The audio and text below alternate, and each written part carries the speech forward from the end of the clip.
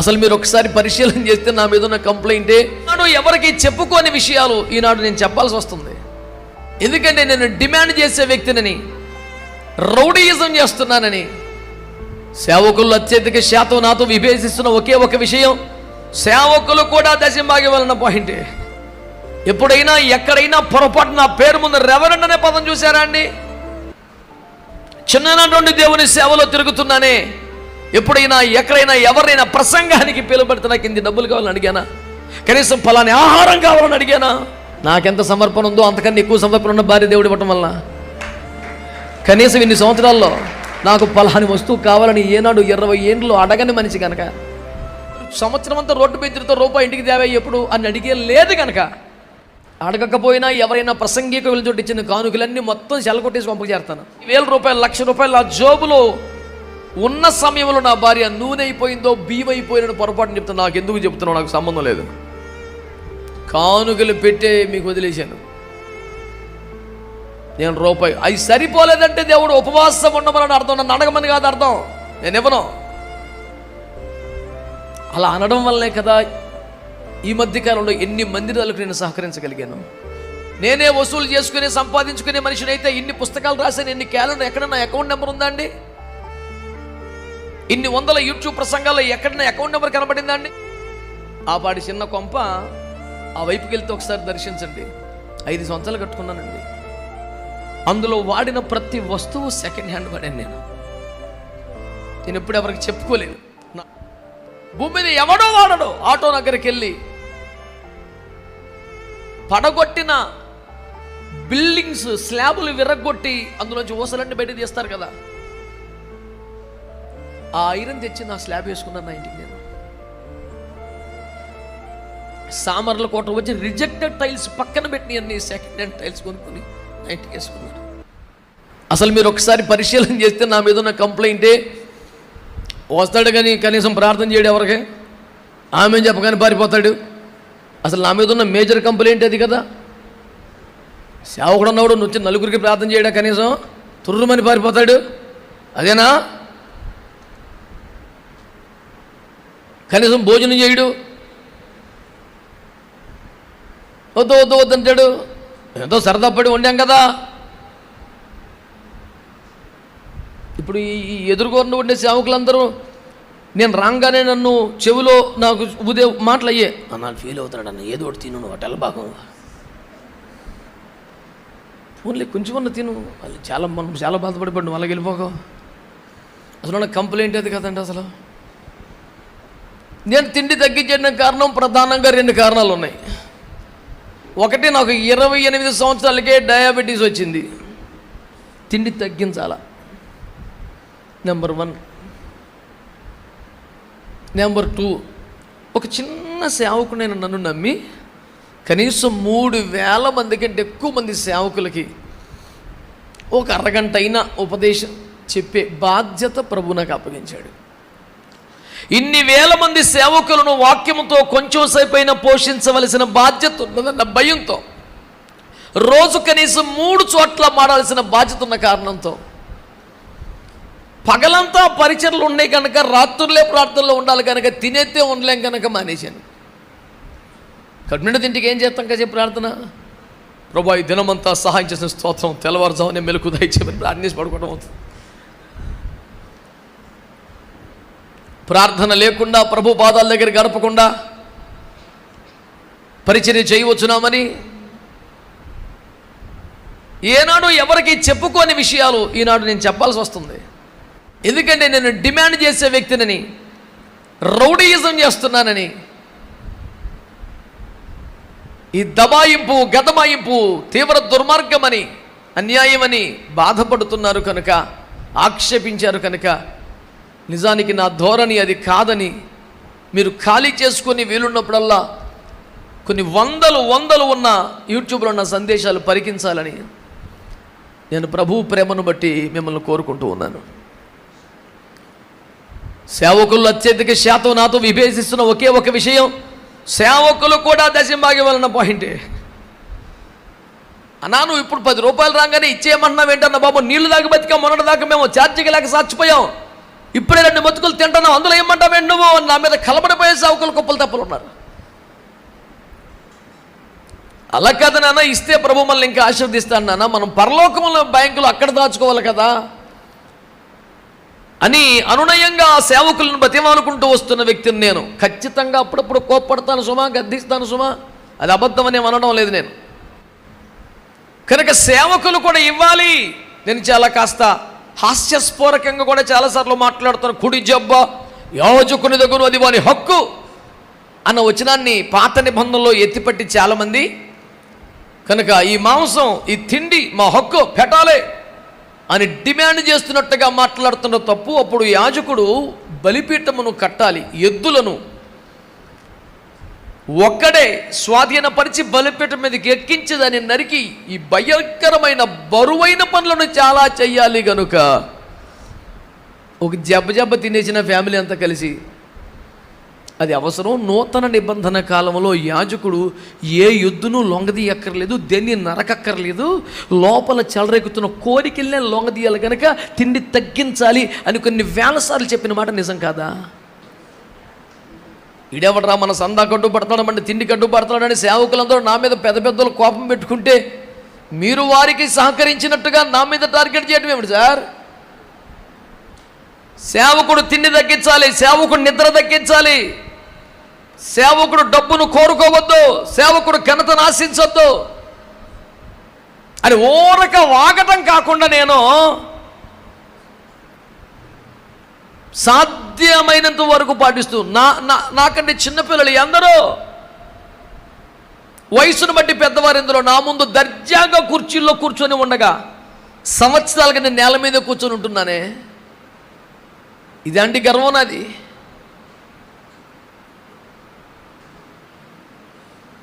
ఎప్పుడైనా ఎక్కడైనా పొరపాటు నా పేరు ముందు రెవరెండ్ అనే పదం చూసారా అండి? ఆ పదానికి అర్హుణ్ణి కాదు, నెత్తి నోరు బాదుకొని చెప్పడం ఎవడైనా అత్యుత్సాహంతో ముద్రించేసిన పిలిచిన వేదిక మీదే వారికి రేవెట్టేసినట్టుగా మాట్లాడడం ఎన్ని వందల సార్లు జరగలేదండి?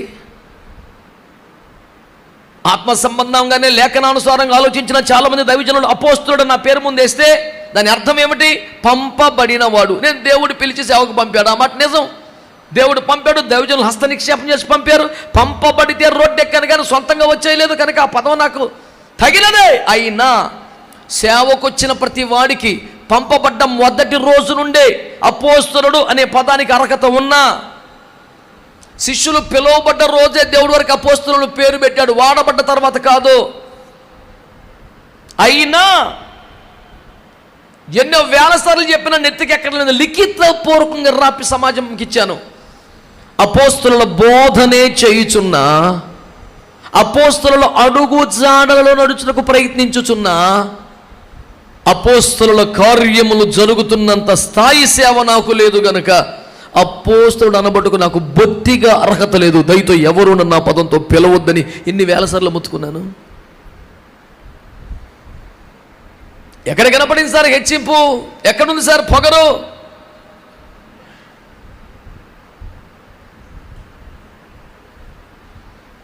ఇన్నేండ్లుగా 28 సంవత్సరాలుగా క్రైస్తవ సమాజంలో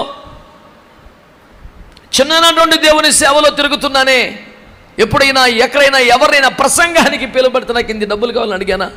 కనీసం ఫలాని ఆహారం కావాలని అడిగానా? మీరు కాస్త ఎంక్వైరీ చేస్తే కానుక తీసుకుని అడిగాడు అనే మాట దొరకదో కానీ కానుక తీసుకోకుండా వెళ్ళిపోయాడనే కంప్లైంట్ ఎక్కువ వస్తుంది మీకు.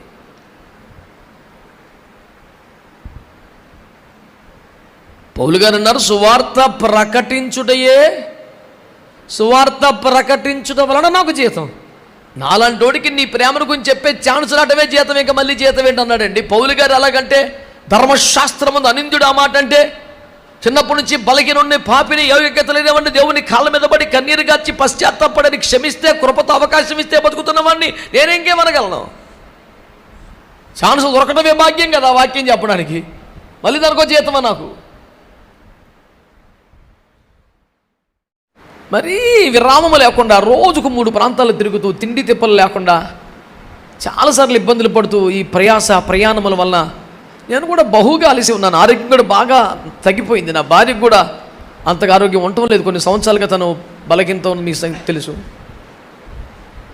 చివరికి చెప్పాలంటే సిగ్గు విడిచి తనకు స్పైనల్ కార్డ్ ఇష్యూ ఉండటం వలన, L4 L5 ఇష్యూ ఉండటం వలన, సయాటికా రావటం వలన, రొమటాయిడ్ ఆర్థరైటిస్ రావటం వలన ఒక స్పైన్ గార్డ్ అని పిలువబడే ఒక మంచి పరుపు కొనాలి. అలా అయితే తనకు కొంచెం నొప్పులు తగ్గుతాయని డాక్టర్ సిఫార్సు చేస్తే కేవలం 36,000 రూపాయలు చేసి ఆ పరుపు కొంటాక నాకు 4 years పట్టింది. 30,000 లేవా నాకు? నా చేతికి 30,000 రావా? కానీ కొందాం అనుకున్న లోపు కప్పుకున్నా ఏదో సేవ సంబంధం అవసరం రావడం, అమ్మ నెక్స్ట్ మంత్ కొంటాను లేరా అంటే సరే పర్లేదండి ఓకే. నాకెంత సమర్పణ ఉందో అంతకన్నా ఎక్కువ సమర్పణ ఉన్న భార్య దేవుడు ఇవ్వటం వలన కనీసం ఇన్ని సంవత్సరాల్లో నాకు పలాని వస్తువు కావాలని ఏనాడు 20 ఏండ్లు అడగని మనిషి కనుక, సంవత్సరం అంతా రోడ్డు బెదిరితో రూపాయి ఇంటికి తేవా ఎప్పుడు అని అడిగే లేదు కనుక, అడగకపోయినా ఎవరైనా ప్రసంగిక వెళ్ళి ఇచ్చిన కానుకలన్నీ మొత్తం చెలకొట్టేసి పంపకు చేస్తాను. అబ్రహం గారు అంటారు సార్, ఈ పడుచు వారికి అన్నం పెట్టు తప్ప మీకు డబ్బులు ఏమొద్దని. అలాగే ప్రసంగికుడిగా ఇచ్చిన సందర్భంలో డీజిల్ పోసుకోవటం తప్ప. నాకు తిండిపోయి వెళ్ళిన చోట పెడతారుగా, ఎలాగో రాత్రులు తిన్నాం, ఎలాగో జీవరాశులు తినేంత ఓపిక లేదు, సాత్విక ఆహారమే. దానికి ఏకాశం రోజు వస్తామని 100 రూపాయలు ఖర్చు అయితే ఎక్కువ ఏముంది. ఒక్కొక్కసారి 50,000 రూపాయలు, 1,00,000 రూపాయలు నా జోబులో ఉన్న సమయంలో నా భార్య నూనె అయిపోయిందో బియ్యం అయిపోయిన పొరపాటుని చెప్తాను. నాకు ఎందుకు చెప్తున్నావు, నాకు సంబంధం లేదు. కానుకలు పెట్టే మీకు వదిలేశాను. నేను రూపాయి అవి సరిపోలేదంటే దేవుడు ఉపవాసం ఉండమని అర్థం, నన్ను అడగమని కాదు అర్థం. నేను ఇవ్వను. అలా అనడం వల్లనే కదా ఈ మధ్యకాలంలో ఎన్ని మందిరాలకు నేను సహకరించగలిగాను. ఆ మందిరాలు నా పేరు మీద ఉన్నాయా? ఆగండి, వద్దు. ఆ మందిరాలు నా పేరు మీద ఉన్నాయా? కనీసం ఒక శిలాఫలకం పెట్టనిస్తానా? నా పేరు రానిస్తాను అందులో. ఎన్ని మందిరాలండి ఈ మధ్య కాలంలోనే. దుబాయ్లో ఒక వారం రోజులు పరిచయం చేస్తే వాళ్ళు ఇచ్చిన కానుకలు ఇంటికి వెళ్ళకుండా హైదరాబాద్ నుంచి వస్తూనే త్రోవలో ఒక సేవకుడు మందిరం కట్టుకున్నట్టు వెళ్ళి ఆ స్లాబ్కి సరిపడా ఆ డబ్బంతా ఆయనకి ఇచ్చేసి వచ్చిన బాట నిజం కాదా? రూపాయి ఇంటికి పట్టుకెళ్ళదన్న దారిలోనే చాలా కూడా చేయలేదు నేను. ఇవన్నీ చెప్పాల్సిన ఒక దుస్థితి నాకు వస్తుందని ఎప్పుడు అనుకోలేదు నేను. కానీ రౌడీజం చేసుకొని దబాయించుకొని తిని బతుకుతున్నారు. రియల్ ఎస్టేట్ బ్రోకర్ల కన్నా మీరే దుర్మార్గం అన్న భావన వచ్చేట్టుగా మాట్లాడారు కనుక మా సహోదరులైన మీతో నేను మాటలన్నీ పంచుకుంటున్నాను. నేనే వసూలు చేసుకుని సంపాదించుకునే మనిషిని అయితే ఇన్ని పుస్తకాలు రాశాను, ఎన్ని క్యాలెండర్, ఎక్కడ నా అకౌంట్ నెంబర్ ఉందా అండి? ఇన్ని 100 యూట్యూబ్ ప్రసంగాల్లో ఎక్కడ నా అకౌంట్ నెంబర్ కనబడిందా అండి? ఏం పోయింది ఒక అకౌంట్ నెంబర్ అందులో పెడితే? ఎన్నడూ పెట్టలేదే. పోను కొత్తగా రోడ్డు ఎక్కానా నేనేమన్నా? 2016లో కువైట్ దేశంలో 18 రోజులు పరిచయం చేశాను. వాళ్ళకి ఏమైనా అకౌంట్ నెంబర్ ఇచ్చానా కనుక్కోండి. 2017లో ఒక్క సంవత్సరమే 2 సార్లు సౌదీ అరేబియాలో పరిచయం చేశాను. ఎక్కడైనా ఎప్పుడైనా ఎవరైనా డబ్బులు అడిగానా, పలాని తిండి కావాలని కోరానా, కనీసం ఒక జత బట్టలు పెట్టమని కోరానా, నాకు అకౌంట్ నెంబర్ ఎవరికైనా ఇచ్చానా, కొంచెం సాయం చేయండి బాబు అని? నాకే వసూలు చేసుకునే నాకు ఇల్లు కట్టించమని కోరుకునే స్వభావం ఉంటే 2009లో విశాఖపట్నంలో ఏలూరులో మా నాన్నగారు నాకు ఇచ్చిన ఆస్తి నమ్ముకొచ్చు కొనుక్కున్న స్థలంలో 2009లో ప్రభు నాకు ఒక స్థలం ఇస్తే తిప్పలబడి నేను ప్రసంగికుడిగా రోడ్డు ఎక్కింది. మొట్టమొదటి నా ముఖం వాల్ పోస్టులో పడింది 96లో, సేవకు వచ్చింది 94లో. ఇన్నేళ్ళ సుదీర్ఘ సేవ తర్వాత 2009లో ఒక స్థలం ప్రభు వారిస్తే మందిరం కట్టుకోవడానికి 2012 పట్టింది. గ్రౌండ్ ఫ్లోరు ఫస్ట్ ఫ్లోరు కట్టుకోవడానికి 2014 చివరైంది. ఆ పాటి చిన్న కొంప ఆ వైపుకి వెళ్తే ఒకసారి దర్శించండి. 5 సంవత్సరాలు కట్టుకున్నానండి. అందులో వాడిన ప్రతి వస్తువు సెకండ్ హ్యాండ్ వాడాను నేను ఎప్పుడు ఎవరికి చెప్పుకోలేదు. నా వ్యక్తిత్వమే ఈ రోజున ప్రశ్నింపబడింది కనుక నేను అందరికి చెప్తున్నాను. ఈరోజు కూడా సానుభూతి కోసమో దరిద్రం కోసమో చెప్పట్లేదు నేను. ఎవడైనా నా మీద సానుభూతి చూపించాలని నేను కోరుకోను. భూమి మీద ఎవడో వాడడో ఆటో దగ్గరికి వెళ్ళి పడగొట్టిన బిల్డింగ్స్ స్లాబులు విరగొట్టి అందులోంచి ఊసలన్నీ బయట తీస్తారు కదా. ఆ ఐరన్ తెచ్చి నా స్లాబ్ వేసుకున్నాను నా ఇంటికి. నేను సామర్ల కోట వచ్చి రిజెక్టెడ్ టైల్స్ పక్కన పెట్టి అన్ని సెకండ్ హ్యాండ్ టైల్స్ కొనుక్కొని నా ఇంటికి వేసుకున్నాను. తలుపులు గుమ్మాలు కిటికీలతో సహా విజయవాడ వెళ్ళి ఒక పడగొట్టిన ఇంటికి తెచ్చుకొని ఏనాడో 30 సంవత్సరాలు ఇంటి నా ఇంటికి పెట్టుకున్నాను. ఒక్క మాట, ఎవరినైనా ఇల్లు కట్టుకున్నాను సహాయం చేయమంటే ఒక తలుపు ఎవడవడా నాకు? ఒకవేళ ఇల్లు కట్టుకుంటున్నాం ప్రార్థన చేయమని ప్రార్థన రిక్వెస్ట్గా పెడితే కూడా కొద్దో గొప్ప ఆశించినట్టు ఉంటుందని అంతవరకు 2006 నుంచి 2012 వరకు సీరియస్గా నడిచిన మాసపత్రికను ఆపేశాను. నేను చెప్పాల్సి వస్తుంది ఇల్లు కడుతున్నామని. 2014 ఇల్లు పూర్తయ్యాక సురేష్ అయ్య గారి చేత మా బావగారి చేత ఇల్లును ప్రతిష్ఠించే సమయంలో అప్పుడు చిన్న ఇల్లు కట్టుకున్నాం రండి అని అందరికీ సమాచారం చెప్పాను. అదేంటన్నా ఇంత భారం పెట్టుకుని ఒక మాట చెప్పలేదు కనీసం అన్నవారు చాలామంది ప్రియులు. 3 లక్షల చీటీ వేసి 5 లక్షలు ఇచ్చారు పడుకొని మొన్నటి దాకా తీర్చుకున్నానే. ఎప్పుడైనా ఎక్కడైనా ఎవరికైనా భారం ఉన్నా నాకు ఇల్లు కట్టించమని కోరానా? నా అవసరాలు తీర్చమని కోరుకున్నానా? కనీసం మొన్నటి దాకా నేను వాడుతున్న ప్రతి కారు సెకండ్ హ్యాండ్, ఒక కొత్త కారు కొనుక్కోలేదు నేను. ఈఎంఐలు కట్టాల్సి వస్తే మనకు నికరమైన ఆదాయం లేదు. మనం కానుకలు అడిగే వాళ్ళం కాదు. 10 రూపాయలు వచ్చే సోర్స్ మనకు లేదనే కదా. ఇంత నిస్సిగ్గుగా బట్టలు ఇప్పిన స్థితి ఎప్పుడు ఎవరికి చెప్పుకోలేదు నేను.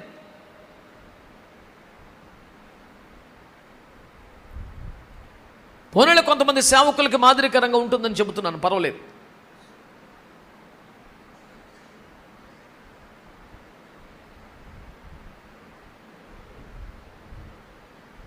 ఆ పాత కారులతో నేను పడుతున్న బాధలు చూడలేక ఒక సహోదరుడు తను ఎస్సీ కార్పొరేషన్ లోన్ పెట్టుకొని కారు కొనుక్కొని, అని నువ్వు ఈఎంఐ కట్టుకోగలిగితే దీంట్లో తిరుగు, నీకు పని లేకపోతే నాకు ఇచ్చే, నీ కిరాయిలు తిప్పుకొని ఈఎంఐ కట్టుకుంటాను, పని ఉన్నప్పుడు తీసుకెళ్ళిపో, నువ్వు తీసుకెళ్ళిపోతే మటుకు ఈఎంఐ కట్టుకోవాలన్నాడు. సర్లేనా?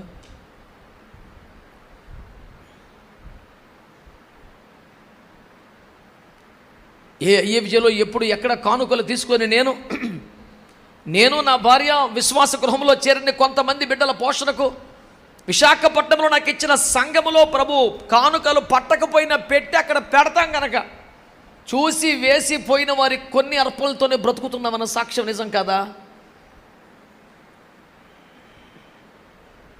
ఎస్, బలి పీఠ మీద పరిచర్య మీద మేము బలి అర్పణల చేతనే బ్రతుకుతున్నాం. ఇంకో సాక్ష్యం కూడా చెప్పాలి మీకు అందరికీ తెలియాలి కాబట్టి చెప్తున్నాను. 80% సభలకు ఇప్పటికి నేను మానేసిన ఐఎఫ్జేలో ప్రారంభంలోనే నాతో భుజం కాసి ప్రయాసపడుతున్న కొద్దిమంది సేవకులు, అన్నా మళ్ళీ కొత్తగా ఇంకెవరిని పిలుచుకుంటాం, సంఘానికి అందరికీ మీరు అలవాటు అయిపోయారు కదా, మీరే రండి అంటే 10వ వరకు చిన్న మీటింగ్లకి వెళ్తున్నాం. అలా ప్రసంగికుడిగా వెళుతున్నప్పుడు వాళ్ళు కానుక ఇస్తారు, నేను తీసుకుంటాను. అలా తీసుకున్నటువంటి డబ్బులే ఈ రోజు వరకు నా ఇంటి దాకా వెళ్ళలేదు, వాటి ముఖం భారీ చూడలేదు. మీలో చాలామందికి ఆ విషయం తెలుసు. ఇవి ఆయా రూపములుగా దేవుడు మనకిస్తున్న డబ్బు, సంఘములో వస్తున్న దాంతోనే తిని బతకమన్నాడు, చాలు మనకి. చివరికి క్రిస్మస్ పండుగ వస్తూ కూడా విశాఖపట్నంలో 3 సంఘాలను అడిగి చూడండి, క్రిస్మస్ కానుకలు లేవు, కవర్లు లేవు. కానీ క్రిస్మస్లో ఒక్కొక్కరు 5 కేజీలు 6 కేజీలు 10 కేజీలు వాడికి ఉన్న సామర్థ్యాన్ని బట్టి బిర్యానీ వండాలా, ప్యాకెట్లు చేయాలా, చర్చికి రావాలా, ఆమేన్ అనగానే వీధుల్లో బడి పేదవారికి పంచుకుంటే క్రిస్మస్ రోజున మా సంఘంలో ఎవరు కడుపు నిండా తింటాక అవకాశం లేదు. ఈ బిర్యానీ పొట్లలన్నీ పేవ్మెంట్ల మీద ఫుట్పాత్ల మీద పంచుకుంటారు. ఇంటికి వెళ్ళేప్పుడు సాయంత్రం 5, 6 అవుతుంది. అప్పుడు ఏదోటి తింటారు. క్రిస్మస్ పేరు మీద ఆకలితో సావటమే. ఇదే రాజమండ్రిలో చందన కంచి చారీస్లో గుమస్తాలు కాదు, ఓనర్ కాదు, లేచినప్పుడు ఒకసారి నమస్కారం పెట్టారు. ఎందుకంటే ప్రతి డిసెంబర్లో క్రిస్మస్లో పాస్ట్ గారు డిసెంబర్లో పేదలకు, విధవరాలకు, వితంతువులకు చీరలు పంచి పెడతాం. క్రిస్మస్ దేవుడు తన సొంత కొడుకుని చేశాడు, మనం ఏదోటి ఇద్దాం, మనం తినేతే క్రిస్మస్ ఏంటి, ఇత్తే క్రిస్మస్ కానీ అన్న భావనతో వెళితే ఒక 50 చీరలు ఇవ్వండి బాబు అని అడిగితే 50 చీరలు అనేసరికి ఇంట్లో కాదని అర్థమైపోయి అమాయకమైన చీరలు తెచ్చారు. ఇదేంటి అని అడిగాను. పెట్టుబడి చీరలు అంటే ఇయ్య, మరి ఇంట్లో కావాలంటే చెప్పండి వేరే ఇస్తాను అన్నాడు. పెట్టుబడి చీరల పేరు మీద సవక బారి తల్లులుగా భావించే వితంతుకు నేను ఇవ్వను. మా ఇంట్లో వాళ్ళకి ఇచ్చిన చీరలు ఏమని దెబ్బలు అడితే ఆయన లేచిన ఇదేంటి సార్ మరి టూ మచ్, ఇది కావాలంటే ప్రకాష్ను ఒకసారి ఎంక్వైరీ చేయమనండి, ఆ బతుకు భాగవతం తెలుసు ఆ షాపులో. ఇంతవరకు రాజమండ్రి ఇంకో కొట్టుకాడికి వెళ్ళలేదు నేను. మనకి బేరాలు ఆడతాం 100 సార్లు బతినాడు ఇవన్నీ వచ్చి సర్లే కానీ నేనన్న మోసపోవాలి వాళ్ళని జాలిపడి చేయాలి కానీ 10 సార్లకి బేర వాళ్ళేమని. అప్పుడు విజయబాబు అన్న నాకు చాలా రేట్లు ఎక్కువ ఉన్న బాబు నువ్వు పద్దాక అక్కడ కొనేతనం తాటి తోటకి వెళ్ళిపోదాం అన్నాడు. ఓన్లేండి మనం ప్రభు పేరు మీద పంచుతున్నాం, ప్రభు పేరు మీద వాళ్ళకి 10 రూపాయలు లాభం వస్తే దేవుని స్తోత్రం పోలే. సేవకులు కూడా తినేయకూడదు ఇవ్వాలి అన్న కోపంతో గద్దించాను తప్ప నాకు ఇచ్చేమని కాదండి బాబు, నేను ఎత్తి తీసుకునే రకం కాదండి బాబు. ఆదివారం 3 సంఘాల్లో పట్టకపోయినా డబ్బాలో వేసిన డబ్బులతో బతుకుతున్న మనిషిని నేను. అంటే యెరూషలేము 2-3 సార్లు వెళ్ళానండి. ఆ 2-3 సార్లు కూడా కొంతమంది దైవజనులు యెరూషలేము వెళ్తున్నాం మీకోసం ప్రార్థన చేస్తున్నామని చెప్పి అక్కడ ప్రార్థన చేస్తే మీకు దీవులని సందాలు వసూలు చేసుకుని ఆ డబ్బులతో టికెట్ పెట్టుకున్నారంట. నేను అలా కూడా ఎప్పుడు చేయలేదండి. ఫ్లైట్ ఎక్కే రోజు వరకు సంఘస్థులకు చెప్పకుండా నా తిప్పలేదు నేను బడి ఇలా పరిశుద్ధులతో దైవజనులతో నేను వెళ్తున్నాను నా కోసం ప్రార్థన చేయండి ప్రయాణంలో క్షేమం కోసం అని చెప్పాను తప్ప. మొట్టమొదటిసారి 2012లో యెరూషలేము వెళ్ళినప్పుడు సురేష్ అయ్య గారు ఇది తప్పకుండా రావాలి పాస్టర్ గారు అంటే, పాస్టర్ గారు నా దగ్గర డబ్బులు లేవు, ఇప్పుడు అప్పులు చేసుకొని రావాల్సిన అవసరం ఏముంది, ఎప్పుడన్నా డబ్బులు ఉన్నప్పుడు వస్తానులే అంటే ప్రార్థన చేయండి. నేనైతే గట్టిగా రమ్మని చెప్తున్నాను, మీ ఇష్టం. నేను అనబట్టి దైవజనుడి మాటను తృణీకరించినట్టు ధిక్కరించవద్దాం నానా సావులు చేసి వెళ్ళాను. 2వ ట్రిప్ వెళ్ళేపట్టు కొంచెం పరిస్థితి బాగానే ఉంది, ప్రశాంతంగా దర్జాగా వెళ్ళాను. ఎక్కడికి వెళ్ళినా మనకి షాపింగ్ తెప్పులు ఉన్నది కాబట్టి పెద్ద ఖర్చు ఉండదు, టికెట్ ఉంటే సరి. మన దుబాయ్లో ఆఖరి రోజు మీటింగ్ ఎట్లేదు వాళ్ళు ఏంటంటే వాళ్ళు లాస్ట్ రోజు కదా షాపింగ్ అన్నా, నేనే షాపింగ్ చేసుకుంటాను. పొద్దున్న టిఫిన్ చేసి పడుకున్నాను, మధ్యాహ్నం భోజనం చేసి పడుకున్నాను, సాయంత్రం ఫ్లైట్ టైం బయలుదేరి వచ్చాను. ఇంతకాలానికి ఒక పగల రెస్ట్ దొరికిందిరా బాబు, నేను పడుకునే ఉన్నాయిగా. మరి ఏ దేశం వెళ్ళి ఈ కొట్టే కదా ఇంక వేసుకునేది ఏముంది. ఇంకా ఎందుకు ఇవన్నీ మీకు చెప్తున్నానంటే నా తత్వం అది కాదు సార్. అసలు డబ్బులు ఏంటి ఇదండి.